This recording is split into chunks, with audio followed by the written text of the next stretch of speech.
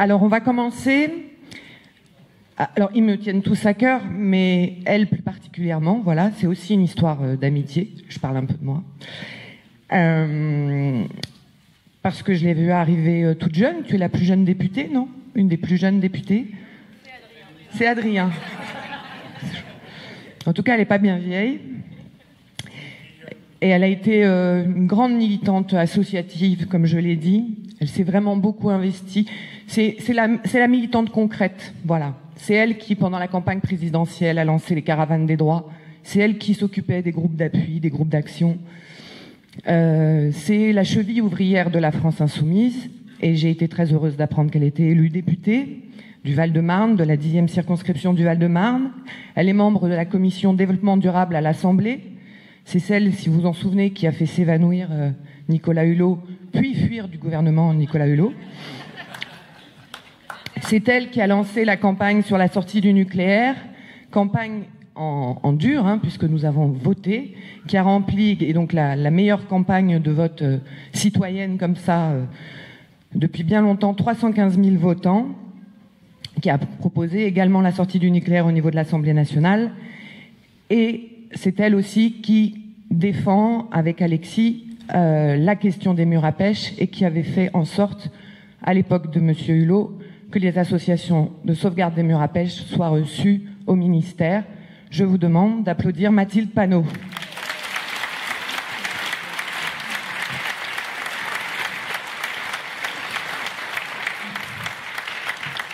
Bonsoir à toutes et à tous. Un grand merci à Delphine pour cette présentation. Je crois que c'est la plus belle présentation qu'on m'ait jamais faite.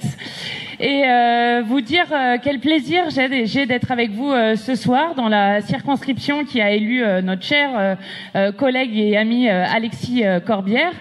Donc moi, je voulais commencer par vous parler un petit peu d'écologie, ou comme disent les jeunes qui en ce moment se mobilisent dans les rues pour demander des actes concrets, politiques, par rapport à l'écologie et donc à la possibilité de survie de l'espèce humaine et des espèces vivantes en général sur notre planète, de vous parler de la trahison écologique de ce gouvernement, puisqu'ils l'appellent le ministère de la trahison écologique et pas de la transition écologique comme ils aiment à s'appeler.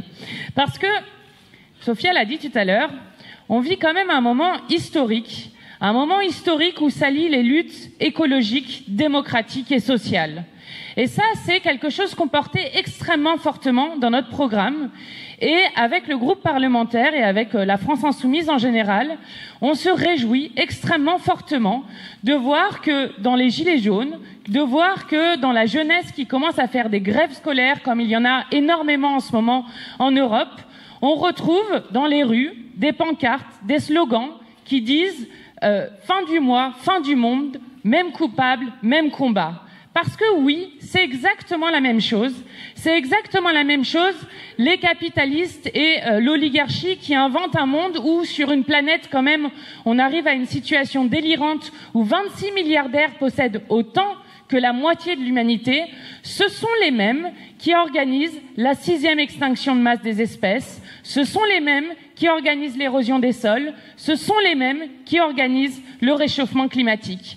Et il faut quand même se rappeler, parce que c'est marrant par rapport à ce que disait Sophia tout à l'heure quand elle disait au départ je les ai vus les gros pollueurs, parce que oui, on a beaucoup décrit les Gilets jaunes comme étant un mouvement anti-écologique. Mais il faut se rappeler sur quoi a commencé les Gilets jaunes, même si après ça s'est étendu à effectivement toute l'organisation de la société, et c'est très bien.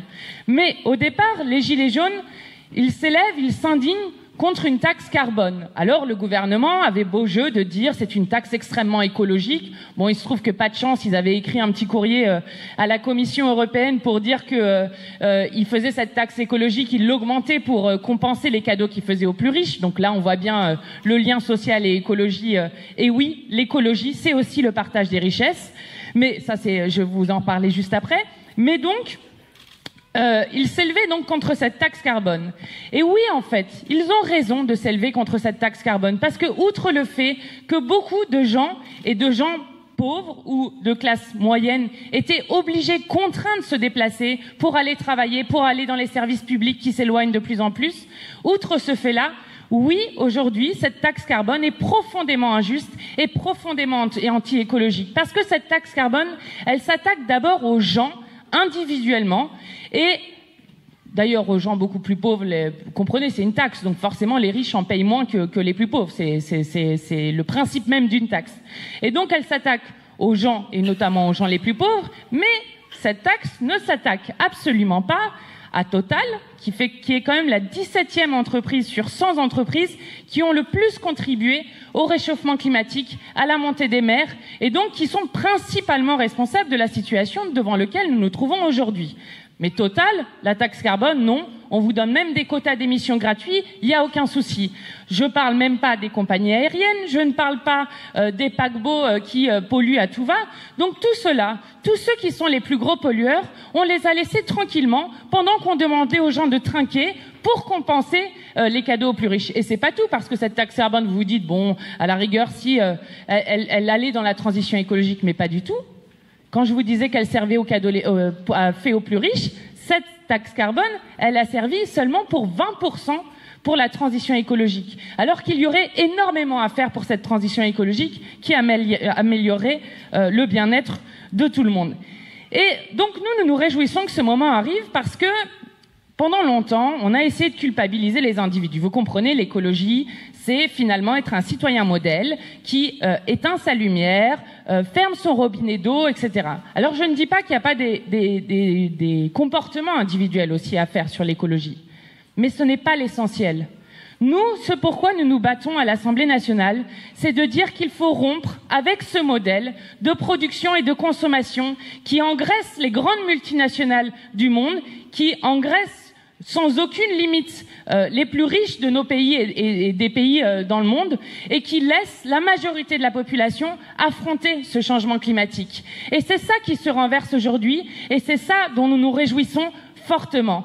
Parce que oui, pendant longtemps, il y a eu le clivage, alors les débats politiques tournaient autour du partage des richesses, de la démocratie, et ces débats existent toujours, fort heureusement.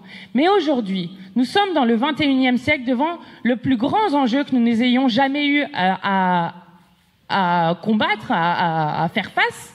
Et ce plus grand enjeu-là fait qu'aujourd'hui, il y a un nouveau clivage politique. Et ce nouveau clivage politique, il est entre ceux qui sont pour la survie de l'humanité et des espèces vivantes sur Terre, et ceux qui sont les ennemis de cette survie de l'humanité. Alors ils vous diront jamais, nous voulons que l'espèce humaine et les espèces animales et végétales s'éteignent. Non, ils vous disent pas ça. Ils vous disent, si vous êtes plutôt Bolsonaro, Trump, ils vous disent, non, le changement climatique, ça n'existe pas, c'est des cycles qui arrivent. Bon, en France, il y en a quand même beaucoup moins qui disent ça. Enfin, ça a quand même beaucoup avancé. Mais en France, vous avez Emmanuel Macron, qui, lui, vous dit « Non, mais vous comprenez, nous vivons dans un monde globalisé. Donc il faut faire les petits pas. Les petits pas, et c'est comme ça qu'on mènera une politique écologique. » Mais c'est absolument faux. Alors vous allez dire « Bon, c'est pas grave, nous avons la 6e extinction de masse des espèces, nous sommes devant un changement climatique inédit. » Bon, mais par chance, nous avons le champion de la Terre autoproclamé comme président. Alors ça, tous les pays n'ont pas cette chance-là d'avoir quelqu'un qui se dit ça. Alors champion de la Terre, oui. Champion de la Terre des pourris. Parce que quand on regarde sur le glyphosate, par exemple, oui, Macron nourrit les pourris de l'humanité. Sur le glyphosate, lorsqu'il laisse Monsanto, alors que tout le monde sait, comme tout le monde savait pour l'amiante, comme tout le monde savait pour le chlordécone, alors que tout le monde sait les effets sur la santé que ça a, à la fois pour les paysans et à la fois pour la population française entière contaminée, lorsqu'il laisse Monsanto faire des profits sur notre santé, oui, c'est criminel de continuer à faire ça, et il continue en toute impunité à le faire.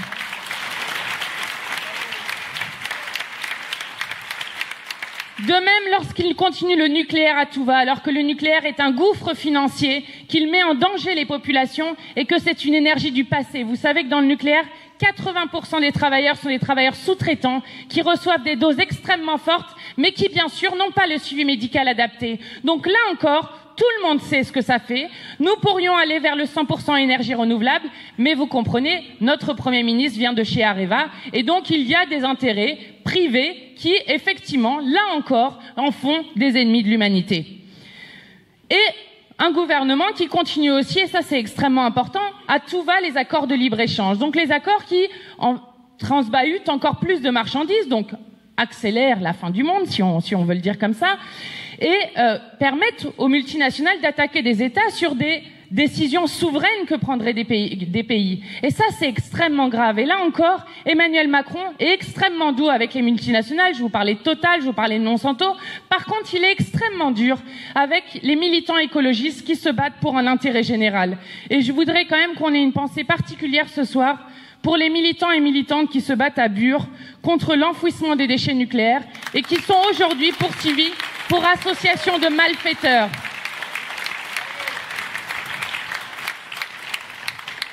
Mais si tout ça peut paraître un peu déprimant, l'écologie, c'est aussi ce qui donne un horizon positif et qui donne un impératif à notre projet politique. Parce que oui, pour avoir une politique écologique, il faudra une politique de partage des richesses et il faudra une vraie démocratie.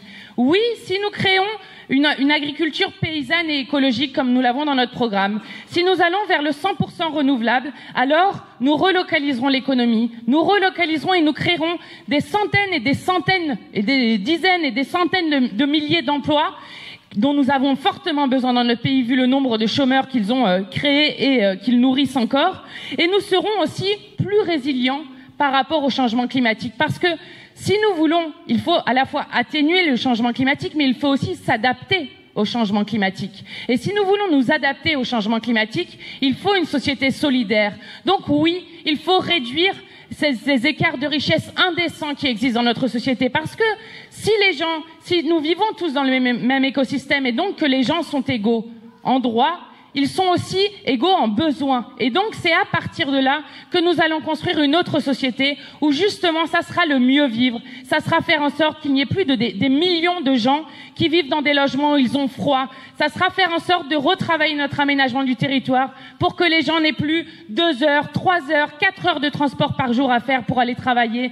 Ce seront des emplois qui seront créés dans des secteurs qui seront des secteurs de la transition écologique. Et c'est ça le projet positif que nous proposons. Et pour faire ce projet, oui, il faut nommer les responsables, il faut nommer ces multinationales, il faut nommer ces riches qui sont en train de voler notre futur et il faut nous battre fermement contre ces puissances de l'argent. Et c'est ce que nous faisons pied à pied chaque jour à l'Assemblée nationale. C'est ce que nous construisons partout dans le pays et c'est ce que nous allons gagner parce qu'il le faut et parce que nous allons le faire. Merci à vous.